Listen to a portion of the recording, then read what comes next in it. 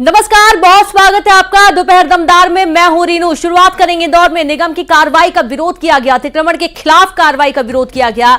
कार्रवाई के दौरान लोगों ने जमकर हंगामा किया। झुग्गी बस्ती हटाने को लेकर यह विवाद हुआ था। प्रोफेसर कॉलोनी के पास कार्रवाई की गई। अतिक्रमणकारियों ने जमकर बवाल किया। पुलिस बल की मौजूदगी में यह कार्रवाई की गई, लेकिन यहां के जो लोग थे वो आगे बढ़ गए और काफी हंगामे के आसार इस दौरान बनते हुए नजर आए। ये एक्सक्लूसिव तस्वीरें आपको दिखा रहे हैं। जैसा कि आपको मालूम है कि इंदौर में इस समय निगम लगातार एक्शन मोड में नजर आ रहा है। जहां पर भी अवैध तरीके से अतिक्रमण किया गया है उसे हटाने की कोशिश लगातार की जा रही है। और हमेशा ये देखा गया है कि भारी पुलिस फोर्स के बीच में अतिक्रमण हटाया जाता है। कई जगह हंगामे के आसार बनते हुए नजर आए। उसकी एक तस्वीर आप देख पा रहे हैं। महिलाएं, बच्चे, बुजुर्ग सभी लोग इस अतिक्रमण को हटाने के लिए आगे बढ़े और रिक्वेस्ट करते रहे, गुजारिश करते रहे कि आप हमारा मकान ना तोड़ें। लेकिन ये जो अवैध कब्जा है, इस अवैध कब्जे के चलते निगम ने तो अपनी कार्रवाई पूरी की है, लेकिन जो गरीब हैं वो कहां पर जाएंगे, ये भी एक बड़ा सवाल है। हालांकि व्यवस्था किए जाने की बात पहले की गई थी, लेकिन अब देखना यह है कि इस पूरे अतिक्रमण को हटाने के बाद गरीबों को किस तरह, कहां पर जगह दी जाएगी उनको रहने के लिए, उनको छत दी जाएगी, ये एक बड़ा सवाल है। एक्सक्लूसिव तस्वीरें आप देखिए और सीधे रुक करेंगे। संवाददाता शैलेंद्र जुड़ गए हैं। शैलेंद्र, निगम की कार्रवाई का विरोध किया गया, हम देख पा रहे हैं तस्वीरों में। इस कार्रवाई में महिलाएं शामिल हैं, मासूम छोटे छोटे बच्चे शामिल हैं जो कि तड़प रहे हैं कि उनका घर तोड़ा जा रहा है। हालांकि अवैध कब्जा जरूर है, लेकिन एक बहुत अहम जिम्मेदारी बनती है प्रशासन की कि इनके लिए छत मुहैया करवाई जाए, क्योंकि खुले आसमान के नीचे किसी के लिए भी रहना मुश्किल है। देखिए, बिल्कुल आपने ठीक कहा कि भारत की सबसे क्लीन सिटी इंदौर में जिस तरीके से अवैध निर्माणों पर लगातार नगर निगम कार्रवाई कर रहा है, और उसी कड़ी में ये कार्रवाई देखने को मिली। भंवरकुआं थाना इलाके के प्रोफेसर जो कॉलोनी है उसके पास में ही कुछ लोगों के द्वारा अवैध तौर पर मकान बना लिए गए थे, और उसके बाद आज निगम की टीम जो है वो भारी पुलिस बल के साथ वहां पर मकान को हटाने के लिए, अतिक्रमण को हटाने के लिए पहुंची थी। इस दौरान काफी हंगामा हुआ। स्थानीय लोग हैं उनके द्वारा इस बात का विरोध किया गया कि अभी कुछ दिन की जो मोहलत है उन्हें दी जानी चाहिए। हालांकि निगम के अधिकारियों, प्रशासनिक अधिकारी है, उनका साफ तौर पर कहना है कि पहले ही इन लोगों को सूचित कर दिया गया था कि आप अपने मकान स्वेच्छा से हटा लीजिए, और यदि ऐसा नहीं होता है तो नगर निगम को मजबूरन अतिक्रमण हटाने की कार्रवाई को अंजाम देना पड़ेगा। ये बात बिल्कुल सही बोला आपने कि मानवीय संवेदनाओं के आधार पर अगर देखें तो जो छोटे छोटे बच्चे हैं, परिवार के जो लोग हैं, वो ऐसे में जब अचानक से आपके सर से छत जाती है तो ऐसे में उनको रात गुजारने के लिए कहाँ जाएंगे, ये बड़ा एक सवाल जरूर खड़ा होता है। हालांकि निगम के अधिकारियों का ये साफ तौर पर इसको लेकर तर्क है कि पहले ही आपको सूचना दे दी गई थी, नोटिस दे दिए गए थे, समय सीमा दी गई थी आपको, लेकिन उसके बावजूद भी आपने नहीं हटाया है, तो ऐसे में अब कार्रवाई करना उनकी मजबूरी है। हालांकि देखिए, लगातार जो इस तरह की कार्रवाइयां होती है उसमें देखने में आता है कि स्थानीय प्रशासन की तरफ से वैकल्पिक व्यवस्थाएं जो है वो इन लोगों के लिए की जाती है। तो उम्मीद है कि इस मामले में भी इंदौर नगर निगम की टीम हो या स्थानीय प्रशासन हो, वो इनको कहीं ना कहीं विस्थापित करने का प्लान जरूर तैयार करेगा। लेकिन फिलहाल इन सभी जो लोग हैं, स्थानीय जो लोग हैं, उनके सामने छत का संकट जरूर मंडराने लगा है, क्योंकि देखिए जिस तरीके से पूरी कार्रवाई को अंजाम दिया जा रहा है, और उम्मीद है कि आज इस पूरी कार्रवाई के तहत जो वहां पे जो भी अवैध निर्माण किए गए थे उन सबको तोड़ दिया जाएगा। लेकिन देखिए, लगातार विरोध की तस्वीरें भी सामने आई। महिलाओं ने, विरोध की तस्वीरें भी हम देख पा रहे हैं। शैलेंद्र, आपको रोकना चाहेंगे और इस दौरान पुलिस प्रशासन ने क्या कुछ कहा है वो भी सुनते हैं।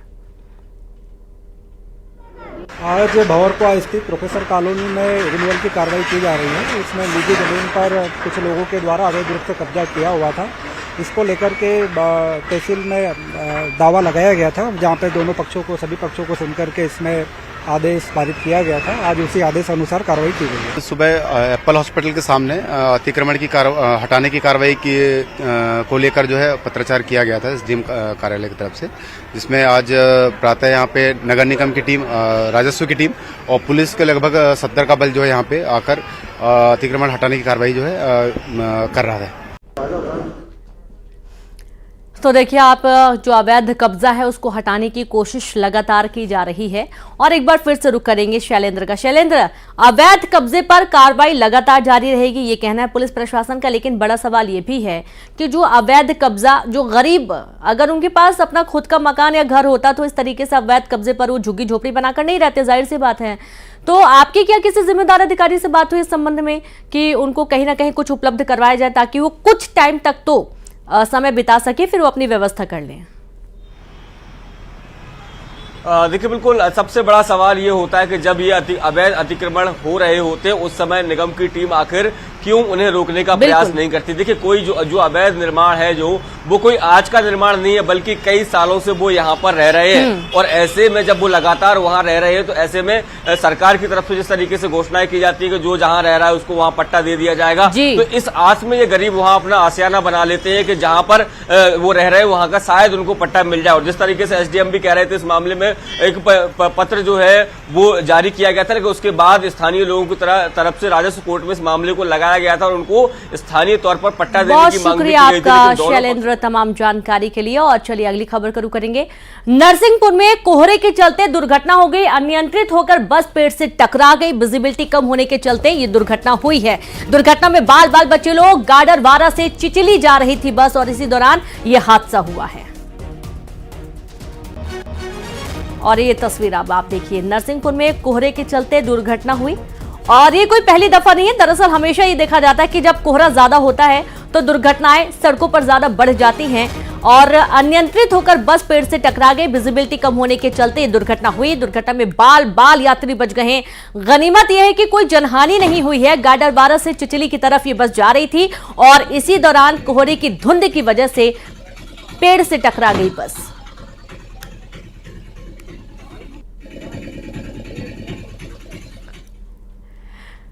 नरसिंहपुर में नेशनल हाईवे पर सड़क हादसा हुआ। घने कोहरे की वजह से ट्रकों की टक्कर हो गई। नेशनल हाईवे पर यातायात प्रभावित देखा जा रहा है। और ये देखिए नेशनल हाईवे जहां पर एक लंबा जाम लग चुका है, बड़ी लाइन लग चुकी है वाहनों की। घने कोहरे की वजह से ट्रकों की टक्कर और इस टक्कर में आप देखेंगे यातायात अव्यवस्थित होता हुआ नजर आया है। हाईवे पर लंबा जाम लग गया। घने कोहरे की वजह से ऐसी स्थिति बनी है। नरसिंहपुर नेशनल हाईवे का ये पूरा मामला, जहां घने कोहरे की वजह से ट्रकों की टक्कर में नेशनल हाईवे जाम हो चुका है। और अब बात दमोह में बस ने बाइक को मारी टक्कर। बाइक सवार 3 लोगों को टक्कर मारी गई। हादसे में एक युवक की मौत हुई, 2 लोग घायल हो गए हैं और दोनों घायलों को जबलपुर रेफर कर दिया गया है। जाबेरा थाना क्षेत्र के गहरा तिराहा पर यह हादसा हुआ है। बड़ी खबर आपको दे रहे हैं दमोह से, जहां पर एक भीषण सड़क हादसा सामने आया। 2 लोग गंभीर रूप से इस हादसे में घायल हुए। देखिए वाहन किस तरीके से पलटा हुआ नजर आ रहा है। सड़क हादसे में युवक की मौत हो गई। तो एक्सक्लूसिव तस्वीरें आपको दिखा रहे हैं। 2 लोगों की हालत काफी गंभीर है, हॉस्पिटल एडमिट किया गया है और साथ ही इस घटनाक्रम में युवक की मौत की भी जानकारी मिल रही है। एक्सक्लूसिव तस्वीरें आप देखिए, दमोह का ये पूरा घटनाक्रम, सड़क हादसा, भीषण सड़क हादसा, 2 लोग गंभीर रूप से घायल हुए हैं।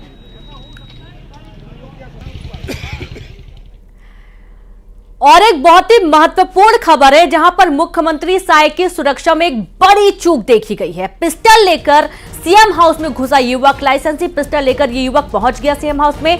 3 सुरक्षा कर्मियों को निलंबित किया गया। एडीजी इंटेलिजेंस ने किया निलंबित। सुरक्षा में चूक की जांच के आदेश दे दिए गए और भी सुरक्षा अधिकारियों पर गाज गिरने की संभावना बढ़ चुकी है। 25 फरवरी की शाम को यह युवक आया था और इसने पिस्टल, लाइसेंसी पिस्टल लेकर सीएम हाउस में दाखिल हो गया। अब कई सारे सवाल इस युवक की नीयत पर भी और साथ ही सुरक्षा पर भी, क्योंकि अगर सीएम साय की सुरक्षा में चूक हो रही है तो ये बहुत बड़ा मामला, बहुत बड़ा लूपहोल सुरक्षा एजेंसियों का, जहां सीएम की सुरक्षा में चूक के चलते 3 सुरक्षा कर्मियों को हटा दिया गया है और भी कई बड़े अधिकारियों पर गाज गिरने की आशंका बढ़ गई है।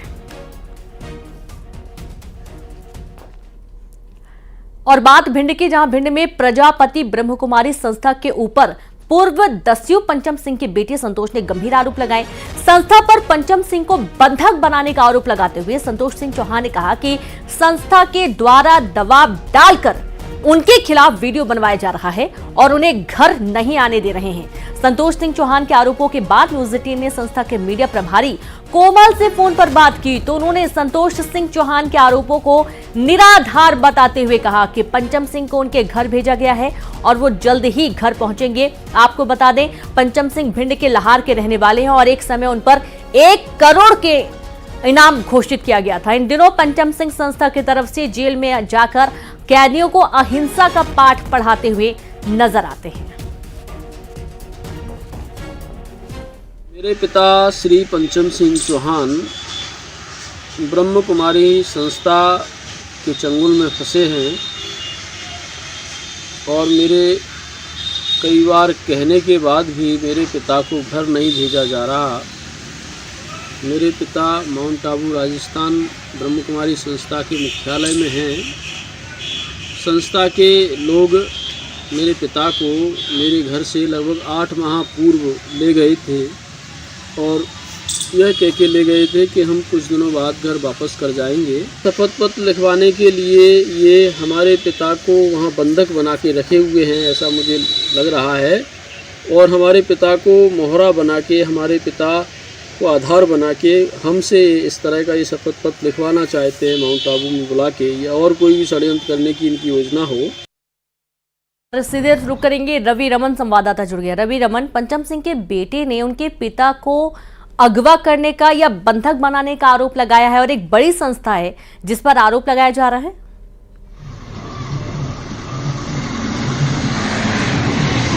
जी, मैं आपको बताऊं कि ये पूर्व दस्यु सम्राट जो पंचम सिंह चौहान हैं, उनके ऊपर उनसे जुड़ा हुआ एक सनसनीखेज मामला सामने निकल कर आया है। ये भिंड जिले के लाहर के रहने वाले हैं।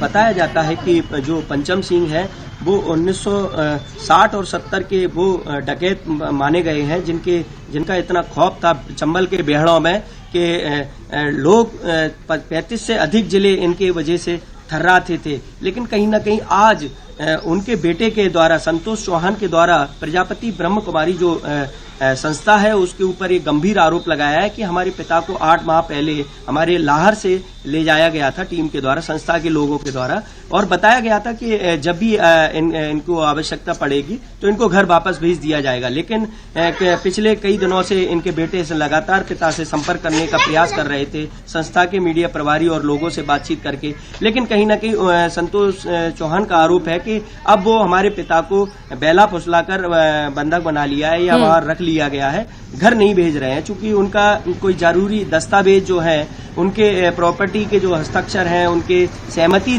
जतानी पड़ रही थी, तो इस वजह से घर वालों को आवश्यकता पड़ी पिता की। लेकिन पिता जब घर नहीं आ पा रहे थे, जब उन लोगों ने मना किया, ये बेटे का कहना है, तो उन्होंने ये इस तरह के मीडिया में आके अपना वीडियो जारी किया है और बहुत बड़ा आरोप लगाया है संस्था की ओर से। बिल्कुल, वाकई में ये संस्था के ऊपर बहुत बड़ा आरोप है। रवि रमन, बहुत शुक्रिया आपका तमाम जानकारी साझा करने के लिए। देख रहे हैं कि इस पर क्या कुछ खास निकलकर सामने आता है। और अब बात उज्जैन में अपहरण लूट के आरोपी को गिरफ्तार किया गया। महिला का अपहरण कर लूट की वारदात को अंजाम दिया गया था। वेदनगर इलाके में महिला के साथ लूट की गई थी। देखिए, बुजुर्ग महिला थी जिससे पहले तो अपहरण किया गया और उसका सारा सामान लूट लिया गया और उसके बाद महिला को फेंक दिया गया गाड़ी से। फरार हो गए बदमाश। आखिरकार पुलिस एक्शन मोड में नजर आई और अब जो आरोपी है उसे पकड़ लिया गया है। तो उज्जैन के नानाखेड़ा के वेदनगर इलाके का ये पूरा मामला, और ज्यादा जानकारी के साथ संवाददाता अजय जुड़ गया। जय, ये आरोपी कौन है जिन्होंने पहले तो बुजुर्ग महिला को बंधक बनाया था, गाड़ी में अंदर कर लिया और सारी चीजें लूट ली और उसके बाद महिला को फेंक भी दिया गाड़ी से बाहर? जान भी उसकी जा सकती थी, गंभीर हालत भी हो सकती थी। कौन है ये लोग? ये देखिए, उज्जैन के वेदनगर में 2 दिन पहले जो महिला के साथ लूट की घटना हुई थी और उसको अपहरण करके आरोपी अपने साथ ले गए थे। फिलहाल पुलिस की तरफ से यही बताया जा रहा है कि आरोपी के द्वारा जो गाड़ी खरीदी गई थी उसकी किस्त नहीं भर पा रहे थे, जिसके कारण इस घटना को अंजाम दिया है। फिलहाल अब पुलिस ने उन आरोपियों को पकड़ लिया है, उनसे पूछताछ की जा रही है और पुलिस इस पूरी घटना का खुलासा कर रही है। और खुलासे में जो फरियादी महिला है उनको भी कंट्रोल रूम पे लाया गया है और उनके सामने ही पूरा पुलिस खुलासा कर रही है। फिलहाल आरोपियों से 10,65,000 जो है 10,65,000 रुपए की जो सामग्री थी वो जब्त की गई है। यानी कि सिर्फ अपनी किस्त भरने के लिए इन्होंने इस घटना को अंजाम दिया, वारदात को अंजाम दिया। बहुत शुक्रिया आपका जो है जानकारी के लिए। और यहां पर एक छोटे से ब्रेक के लिए रुकेंगे, हम जल्द लौटेंगे।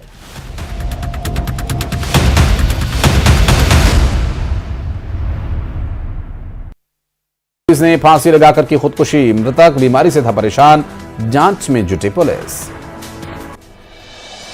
बुरहानपुर में सड़क निर्माण में भ्रष्टाचार, 5 महीने में उखड़ी सड़क, 11 लाख रुपए की लागत से बनी थी सड़क। शाहजहांपुर में निजी अस्पताल की लापरवाही से बच्चे की मौत, परिजनों ने कलेक्टर से की शिकायत। महासमुंद में 72 लाख से ज्यादा का गांजा बरामद, उड़ीसा से महाराष्ट्र की सीमा में की जा रही थी तस्करी। शाहजहांपुर में बिजली गिरने से एक महिला की मौत, खेत पर काम करने के दौरान गिरी बिजली। दंतेवाड़ा में बेलाडीला में ड्रिल के दौरान हादसा, एनएमडीसी प्लांट में धंसी चट्टान, 4 मजदूरों की गई जान। भिलाई में बीएसपी प्रबंधन ने चलाया बुलडोजर, अवैध रूप से लगाई गई थी दुकानों पर की गई कार्रवाई, 100 से ज्यादा दुकानों को हटाया गया। भिंड में पति की हत्या के आरोप में कोर्ट ने सुनाई उम्र कैद की सजा, पत्नी और प्रेमी को उम्र कैद की सजा, पत्नी प्रेमी संग मिलकर की थी हत्या। मनेन्द्रगढ़ में महिला को मारी गोली, आरोपी गिरफ्तार। बलौदाबाजार में अवैध रेत खनन और परिवहन पर कार्रवाई, खनिज विभाग ने 18 वाहन किए जब्त। रायपुर में ट्रक ने बाइक सवार शख्स को कुचला, शख्स की मौके पर मौत, दुर्घटना के बाद ट्रक चालक ट्रक लेकर फरार। बिलासपुर में डायवर्सन और राजस्व केस की लापरवाही मामले में एसडीएम ऑफिस के 2 रीडर सस्पेंड, हाईकोर्ट की सख्ती के बाद कलेक्टर की कार्रवाई। दुर्ग में शुभम हत्याकांड के आरोपी की जेल में हुई मौत, हार्ट अटैक आने से हुई मौत।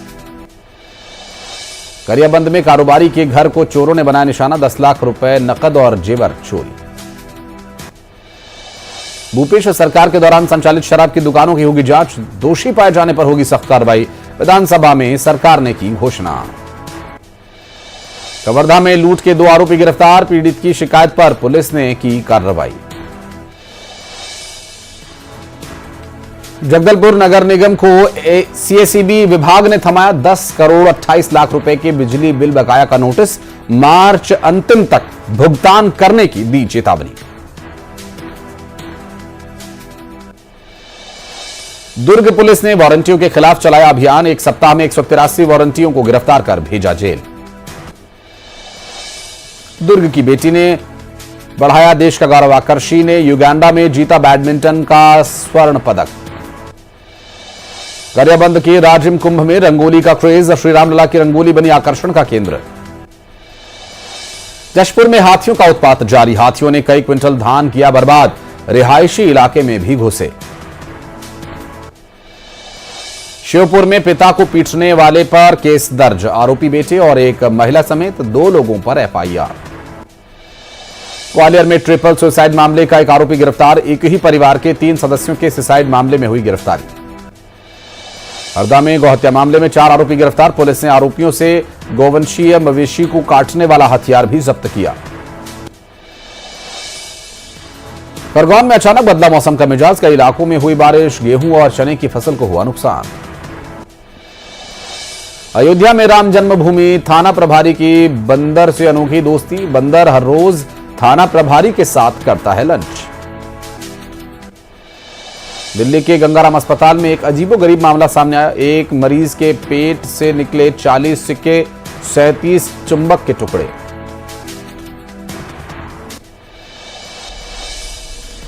देश के किसानों का इंतजार हुआ खत्म, आज पीएम मोदी किसान सम्मान निधि की 16वीं किश्त करेंगे जारी, 2000 रुपए सीधे किसानों के बैंक खाते में होंगे ट्रांसफर।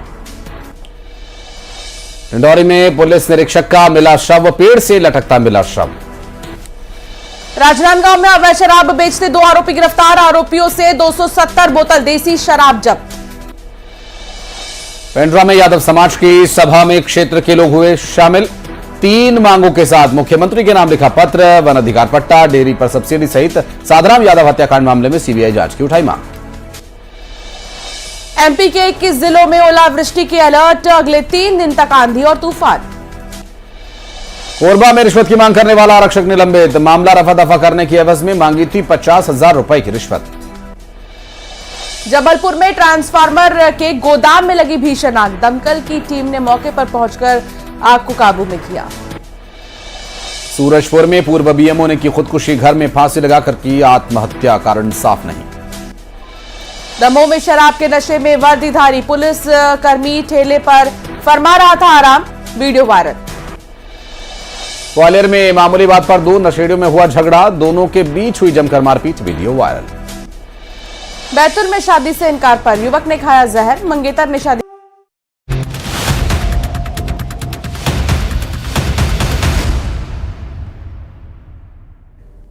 ब्रेक के बाद एक बार फिर से आप सभी का स्वागत है।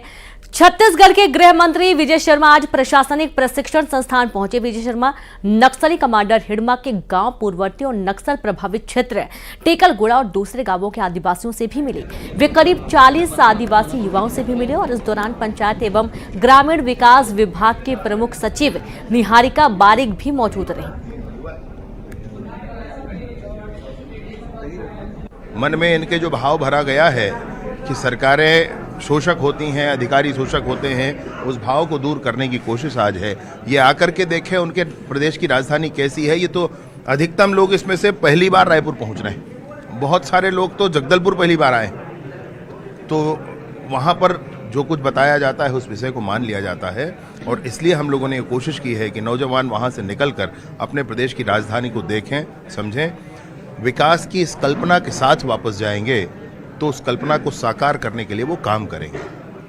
नियत नीलानार योजना की शुरुआत आप लोगों ने की है और लगातार हम देखते हैं कि नक्सली जो है आदिवासी युवाओं को बरगलाने की कोशिश करते थे। इस योजना का कितना लाभ? नियत नीलानार जो योजना है वो इस बात को स्पष्ट करता है कि जो कैंप लग रहे हैं वो कोई सुरक्षा बलों के कैंप नहीं है, वो कैंप विकास के कैंप हैं। और विकास के इस कैंप के लिए जिसके माध्यम से विकास बस्तर के कोने कोने तक पहुंचेगी, उसी के लिए यह नियत नीलानार। वहीं जांजगीर चांपा में बच्चों की स्टंटबाजी का वीडियो वायरल हुआ। विदाई समारोह में स्कूल के बच्चों ने किया स्टंट, स्कूल परिसर सहित सड़कों पर स्टंट किया गया। पुलिस ने 4 कारों को भी जब्त किया। नाबालिग छात्रों के अभिभावकों से जुर्माना वसूला गया। अभिभावकों से वसूले गए 36,000 रुपए। बड़ी खबर, जांजगीर चांपा में स्टंटबाजी का वीडियो सामने आया और अब स्कूल के बच्चों ने यह स्टंट किया था जिस पर एक्शन लिया गया। स्कूल परिसर सहित सड़कों पर स्टंट किया, 4 कारों को जब्त किया गया। नाबालिग छात्रों के अभिभावकों से जुर्माना भी वसूला गया।